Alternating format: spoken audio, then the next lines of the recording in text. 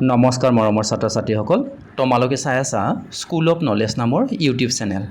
এই ভিডিঅ'টোত মই আলোচনা কৰিম আমাৰ বিদ্যালয়ৰ এই বৰ্ষৰ অৰ্থাৎ 2024-25 বৰ্ষৰ প্ৰথম সাময়িকী মূল্যায়নৰ ক্লাছ 8ৰ হিন্দীৰ পেপাৰখন। আশা কৰোঁ এই ভিডিঅ'টোৱে তোমালোকক নিশ্চিতভাৱে সহায় কৰিব। গতিকে যদিহে তোমালোকৰ ভিডিঅ'টো ভাল লাগে তেন্তে ভিডিঅ'টো লাইক কৰিবা। যদি তোমালোকে কিবা বস্তু বুজি নোপোৱা কমেণ্ট বক্সত সুধিবা আৰু তোমালোকৰ বন্ধু বান্ধৱীসকলৰ সৈতেও ভিডিঅ'টো শ্বেয়াৰ কৰিবা। গতিকে আহা এতিয়া আমি এই প্ৰশ্ন কাকতখনৰ সমাধান কৰোঁ। ইয়াৰে কুৱেশ্যন নম্বৰ 1ত তলত উল্লেখ কৰা গীতৰ ভাৱখিনি নিজৰ ভাষাত লিখিবলৈ কৈছে। ইয়াতে দিছে असम से गुजरात तक, बंगाल से महाराष्ट्र तक, इनके सभी गुण एक है, भाषा अलग सुर एक है, कश्मीर से मद्रास तक कह दो सभी हम एक है, आवाज़ दो हम एक है, जागो। उत्तर होब इस गीतांश का भावार्थ ये है कि असम से गुजरात तक और बंगाल से लेकर महाराष्ट्र तक इन सभी राज्यों के ध्वनि एवं गुण एक है। देश की भाषाएं अलग अलग हो सकती है लेकिन नारा में भी एकता है। ठीक उसी तरह कश्मीर से मद्रास तक भी नारा और गुण में अलग नहीं है।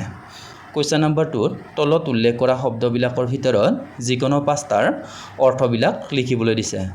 মই তোমালোকক ইয়াত গোটেইকেইটাৰে অৰ্থবিলাক লিখি দেখুৱাম, তোমালোকে ভালদৰে চাই যাবা। ইয়াৰে প্ৰথমতে দিয়া আছে চান, ইয়াৰ অৰ্থ হৈছে গৌৰৱ। তাৰপিছত দিয়া আছে বৰবাদ, ইয়াৰ অৰ্থ হৈছে নাস্তা। তাৰপিছত দিয়া আছে নিগা, ইয়াৰ অৰ্থ হৈছে নজৰ। তাৰপিছত দিয়া আছে গম, ইয়াৰ অৰ্থ হৈছে দুখ। তাৰপিছত দিয়া আছে পহলু, ইয়াৰ অৰ্থ হৈছে পক্ষ। তাৰপিছত দিয়া আছে নামুমকিন, ইয়াৰ অৰ্থ হৈছে অসম্ভৱ। আৰু শেষত দিয়া আছে বতন, ইয়াৰ অৰ্থ হৈছে মাতৃভূমি।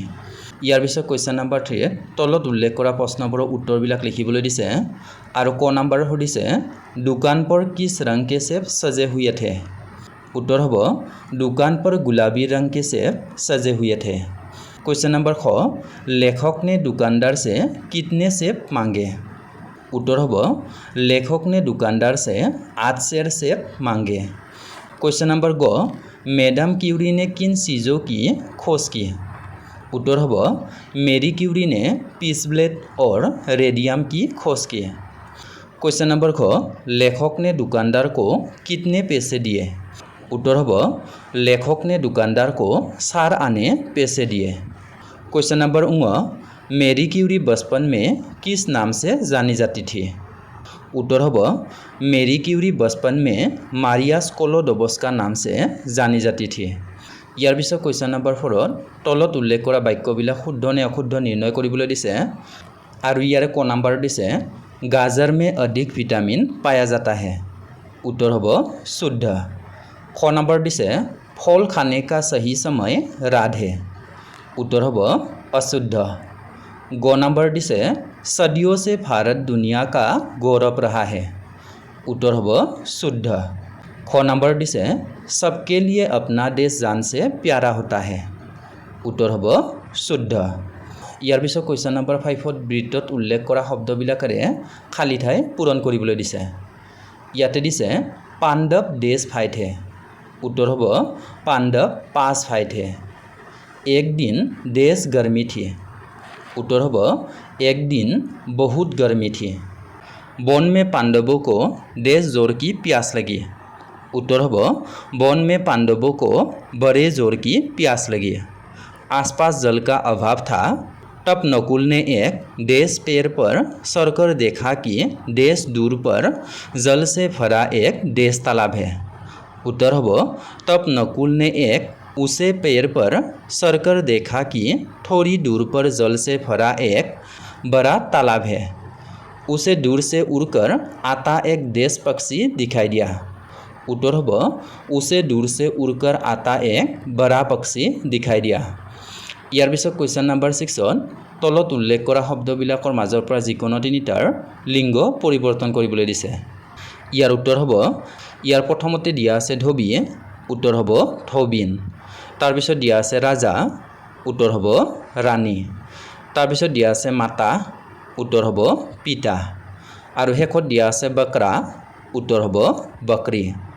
ইয়াৰ পিছত কুৱেশ্যন নম্বৰ 7ত তলত উল্লেখ কৰা শব্দবোৰৰ মাজৰ পৰা যিকোনো তিনিটাৰ বচন পৰিৱৰ্তন কৰিবলৈ দিছে। ইয়াৰ উত্তৰ হ'ব, ইয়াৰ প্ৰথমতে দিয়া আছে লড়কা, লড়কা হ'লে হ'ব লড়কে। তাৰপিছত দিয়া আছে বাট, বাট হ'লে হ'ব বাতে। তাৰপিছত দিয়া আছে পাত্তা, পাত্তা হ'লে হ'ব পত্তে। আৰু শেষত দিয়া আছে বাহন, বাহন হ'লে হ'ব বাহানে। কুৱেশ্যন নম্বৰ 8ত পৰ্যায়বাচী বা সমাৰ্থক শব্দ লিখিবলৈ দিছে। ইয়াৰ উত্তৰ হ'ব, ইয়াৰ প্ৰথমতে দিছে সবেৰা, সবেৰা হ'লে হ'ব সুবহ বা প্ৰাতঃকাল। তাৰপিছত দিছে চান, চান হ'লে হ'ব শশী বা চন্দ্ৰমা। তাৰপিছত দিছে পেৰ, পেৰ হ'লে হ'ব তৰু বা বৃক্ষ। আৰু শেষত দিছে পক্ষী, পক্ষী হ'লে হ'ব বিহগ বা চিৰিয়া। কুৱেশ্যন নম্বৰ 9ত বিপৰীত শব্দ লিখিবলৈ দিছে তলত উল্লেখ কৰা শব্দবিলাকৰ। ইয়াৰ উত্তৰ হ'ব, ইয়াৰ প্ৰথমতে দিয়া আছে অমিৰ, অমিৰ হ'লে হ'ব গৰীব। তাৰপিছত দিয়া আছে জিত, জিত হ'লে হ'ব হাৰ। আৰু শেষত দিয়া আছে এক, এক হ'লে হ'ব অনেক।